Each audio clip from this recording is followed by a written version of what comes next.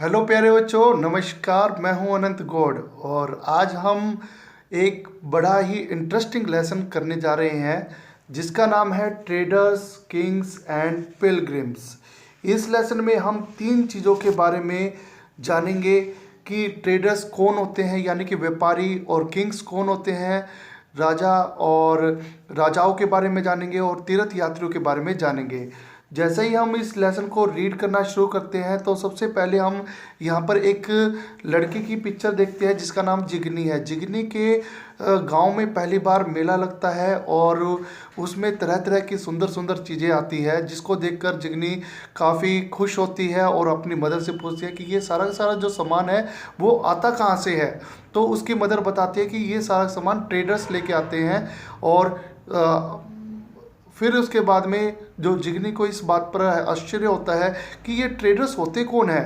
तब उसकी मदर बताती है कि जो ट्रेडर्स होते हैं ये वे लोग होते हैं जो कि किसी सामान को वहाँ से खरीदते हैं जहाँ पर कोई सामान बनता है और किसी दूसरी जगह पर जाकर उस सामान को बेच देते हैं।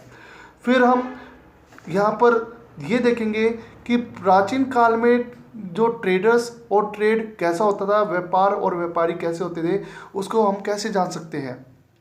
तो इससे पहले चैप्टर में हमने ये देखा था कि जो नॉर्थ ब्लैक पॉलिश वियर यानी कि काले रंग के पात्र थे जिसको पॉलिश किया गया था, वो हमारे सब कॉन्टिनेंट में या उपमहाद्वीप के अलग अलग हिस्सों में देखे गए थे।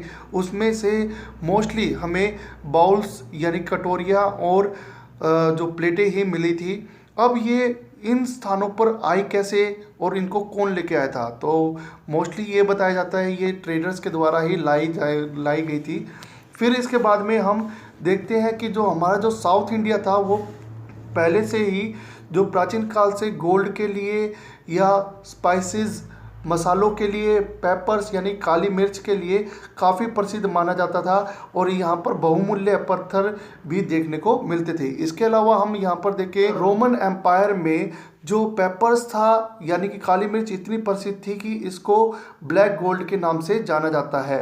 और साउथ इंडिया में कई कई जगहों से हमें जो रोमन साम्राज्य के कई गोल्ड के सिक्के भी देखने को मिले हैं। फिर हम आगे बात करते हैं। इसमें ये बता रखा है कि जो ट्रेडर्स थे उन्होंने व्यापार करने के लिए काफ़ी समुद्री मार्गों की खोज की और हमारे जो इंडिया में एंट्री करने के लिए जैसे कि आप सभी को पता ही है कि हमारे जो वेस्ट साइड में तो अरेबियन सी है और ईस्ट साइड में बे ऑफ बंगाल है। तो इन तक पहुंचने के लिए इन्होंने जो मॉनसून विंड्स का सहारा लेकर इन्होंने अपनी यात्राएं की। फिर हम आगे बात करते हैं कि new kingdom along the coast, जो समुद्र के किनारे के नए जो साम्राज्य थे वो किस तरह से विकसित हुए उसके बारे में भी हम जान लेते हैं कि हमारा जो साउथ का जो भाग है वो काफ़ी विविधता वाला है या वहाँ पर काफ़ी तरह की डाइवर्सिटी देखी जाती है।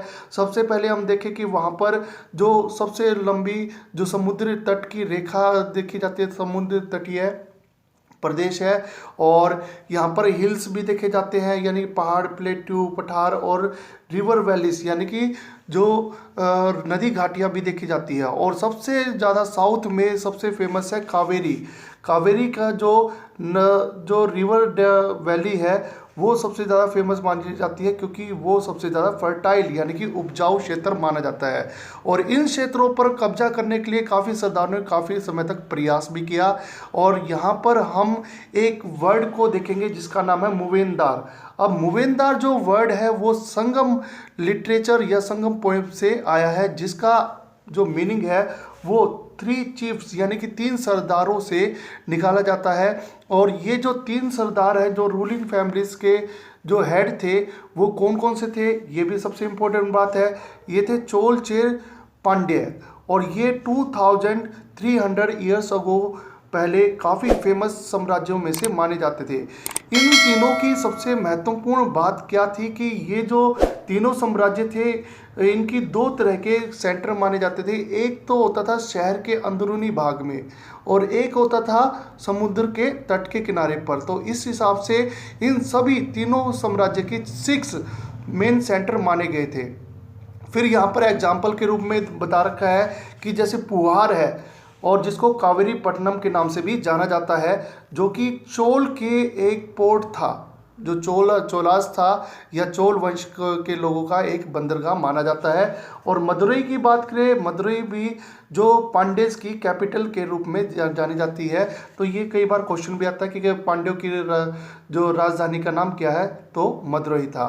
फिर यहाँ के जो राजा थे वो लोगों से जो रेगुलर टैक्स नहीं लेते थे, और इसके बदले वे लोगों से जो अलग अलग तरह के गिफ्ट्स की मांग करते थे, और इनको मिलता भी रहता था। और आस पड़ोस के जो क्षेत्रों को जीतकर भी वे काफ़ी धन कमा लेते थे, और ये जो भी धन मिलता था उसको अपने स्पोर्टर्स होते थे इनके, या इनके फैमिली मेंबर्स होते थे, या सोल्जर्स होते थे, या पोइट्स होते थे, इन सभी को दे दिया करते थे।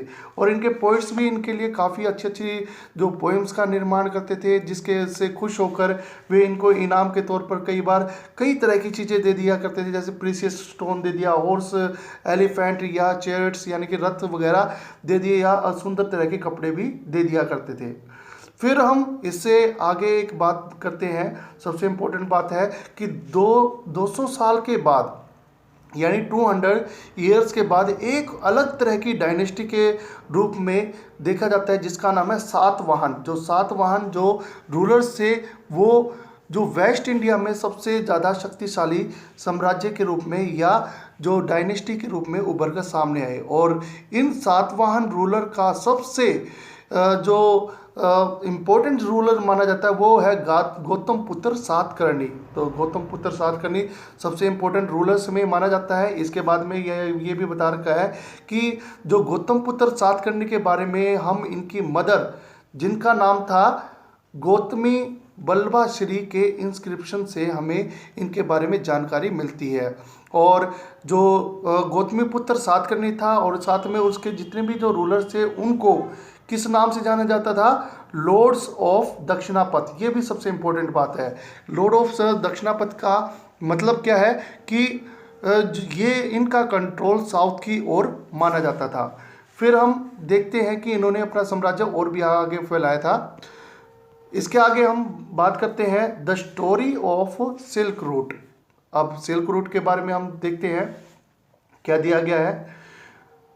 जो सिल्क होता है वो एक अलग तरह का कपड़ा होता है। सभी को पता ही है कि वो छूने में काफ़ी मुलायम होता है, और वो उसके रंग भी काफ़ी ब्राइटनेस होती है, उसके अंदर चमक होती है।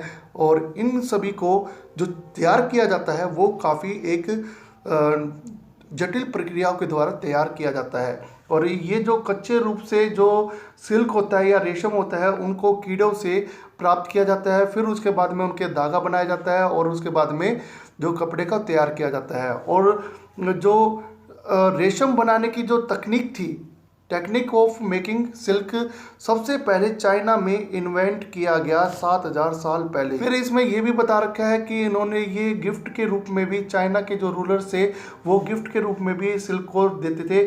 और 2000 ईयर्स अगो तो ये देखा गया कि रोम के अंदर काफ़ी जो अमीर आदमी थे या यहाँ तक जो रूलर्स थे वो भी सिल्क को पहनना पसंद करते थे।